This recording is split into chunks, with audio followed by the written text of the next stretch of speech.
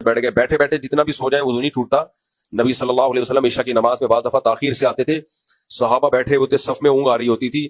ایک دفعہ نبی دیر ہو گئی, نبی صلی اللہ علیہ وسلم کو حضرت عمر نے آپ صلی اللہ علیہ وسلم کے حجرے کی طرف آواز ماری, نامت النساء والصبیان, عورتیں بچے سو گئے. ٹھیک ہے, تو پھر نبی صلی اللہ علیہ وسلم تشریف لائے. تو بیٹھے بیٹھے سونے سے وضو نہیں ٹوٹتا. ہاں آپ بیٹھے ہوئے ہیں اور آپ ایک طرف کو لڑک گئے, اتنا لڑک گئے کہ اگر وضو کے دوران تھوڑا سا لڑک گئے اور ایک سرین تھوڑا کولا جو ہے زمین سے اٹھ گیا تو پھر وضو ٹوٹ گیا. یا لیٹ کے سو گئے, اگر ٹیک لگا کے بھی بیٹھے ہوئے ہیں لیکن دونوں سرین زمین پہ ٹکی ہوئی ہیں تو اس سے بھی وضو نہیں ٹوٹتا. سجدے میں سو گئے اور بالکل ہی زمین پہ بچھ گئے تو بھی وضو ٹوٹ جائے گا. اگر بچھے نہیں ہے مردوں کی طرح سجدہ جیسے ہوتا ہے وہ اٹھا کے بازو, تو پھر اس دوران اگر آنکھ لگ گئی تو بھی وضو نہیں ٹوٹتا. قیام میں سو گئے یا تحیات میں سو گئے اس سے وضو نہیں ٹوٹتا.